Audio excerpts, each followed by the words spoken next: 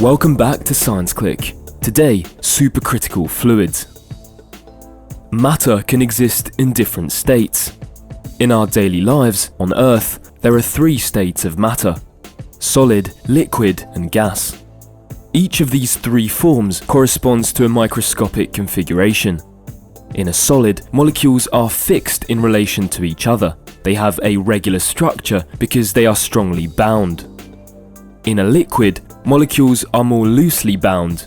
They are free to move around, but they maintain a certain cohesion. A liquid can be deformed, but it conserves a certain volume. This contrasts with gases, in which molecules are free to move around and eventually take up the entire volume in which they are contained. Depending on the temperature and pressure of the environment, a body will naturally be in one of these 3 states. For instance, at atmospheric pressure and in the range between 0 and 100 degrees Celsius, water is naturally liquid. These are the conditions of our atmosphere and explains why liquid water can be found on the planet. If the temperature were 200 degrees Celsius, keeping pressure constant, water would be found as a gas, water vapor. In order to model the conditions required for the presence of each of the 3 states of matter, we can draw a phase diagram. Such a diagram represents the phase of water, in other words, the state in which it occurs naturally for different values of pressure and temperature. We start by taking a tightly sealed container into which we will pour water. The temperature inside the container can be adjusted through heating or cooling, and the pressure can be altered by pressing or pulling a piston. To fill in the diagram, we will use 3 colors. We choose to use grey for gas, light blue for liquid, and dark blue for solid. Each point of the diagram corresponds to a unique temperature-pressure combination, which we will replicate inside the container. Once the settings have been chosen, we can observe which phase the water inside the container is in, and draw a small square on the diagram with the corresponding color. By repeating this process for multiple values, we finally obtain a map on which 3 zones appear. If a given pressure-temperature pair lands inside one of these zones, for example in the dark blue zone, this means that under these specific conditions, water is naturally in a solid state. One of the first things that stands out is the fact that the 3 zones have precise boundaries. When we are at the limit between 2 zones, the 2 states on either side of the boundary can coexist simultaneously in a stable way. For instance, when we heat up an ice cube under atmospheric pressure, it gradually moves to the right of the diagram as its temperature increases. When we reach the limit of the solid zone at a temperature of 0 degrees Celsius, the very first drops of liquid water appear. Gradually, the ice cube melts while remaining at the same temperature. The energy supplied through heating no longer changes its temperature, but instead causes it to melt, to rearrange its molecules on a microscopic scale. Once the ice cube is entirely melted, its temperature will start to rise again, signaling a movement into the zone of the diagram corresponding to the liquid state. We have performed a phase transition, going from one state of matter to another by crossing one of these boundary curves. Another point which deserves mentioning is that there exists a point at which the 3 zones touch. This is a point of contact between each possible state of matter: solid, liquid, and gas. Under these specific conditions of temperature and pressure, it is thus possible for water to coexist in a solid, liquid, and gas form all at once.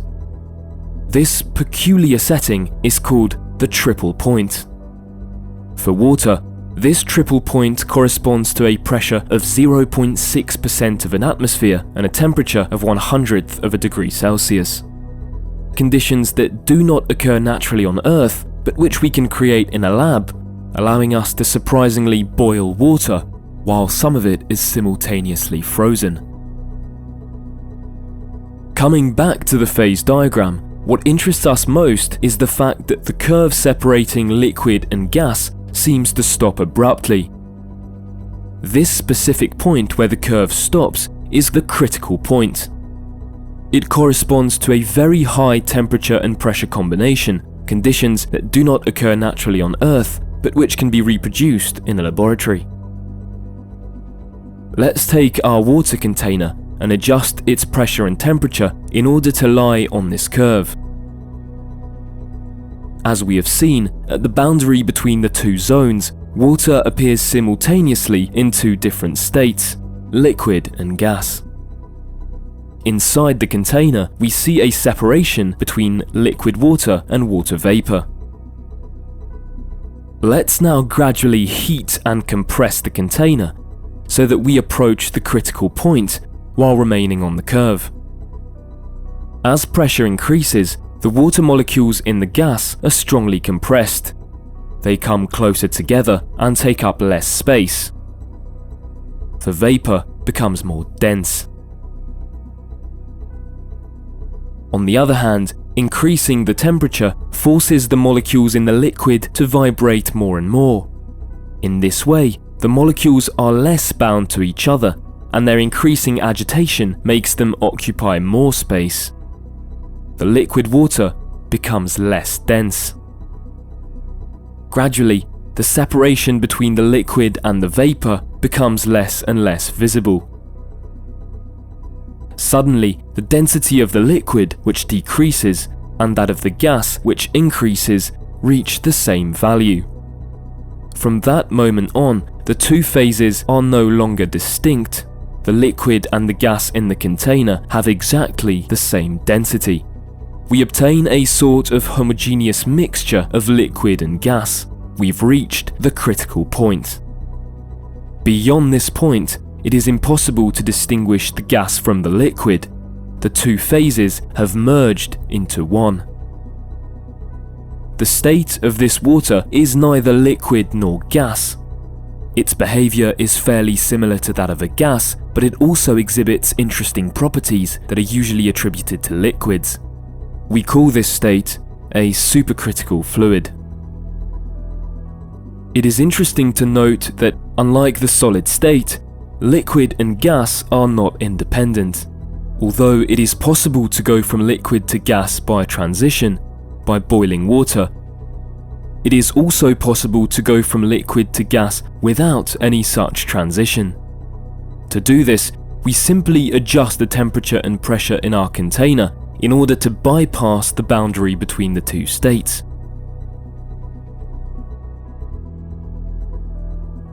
We start with a liquid, and by making it a supercritical fluid, we can transform it into a gas. This experiment is astonishing to observe. It is very unusual to witness a liquid becoming a gas without any visible transition. Taking our supercritical fluid once again, we can observe a surprising phenomenon as we approach the critical point. As the fluid reaches this point, it spontaneously begins to scatter light. This is called critical opalescence. It is due to the refraction of light within the fluid. Light rays slow down depending on the fluid's density. As it approaches the critical point, the fluid has to split into a liquid and a gas. But just before this happens, it hesitates between one state and the other. These hesitations within the fluid lead to strong density fluctuations, which scatter light, in the same way that our atmosphere scatters sunlight, giving the sky its color. In our daily lives, supercritical fluids have many applications. Their properties are very interesting. For instance, although they behave mainly like a gas, we can use them as solvents. They can serve to extract certain substances.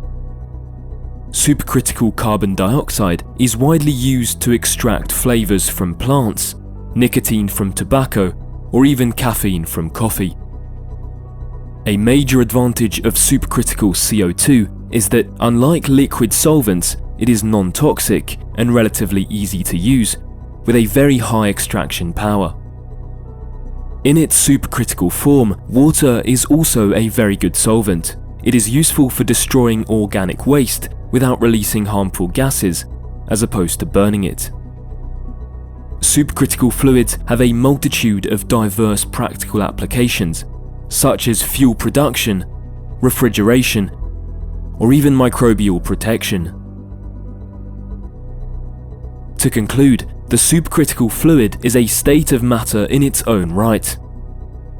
Above a certain pressure and temperature point, liquid and gas seem to merge, forming a single homogeneous state, with both gas and liquid-like properties. On Earth, temperature and pressure are too low to allow for such fluids to exist in a natural form.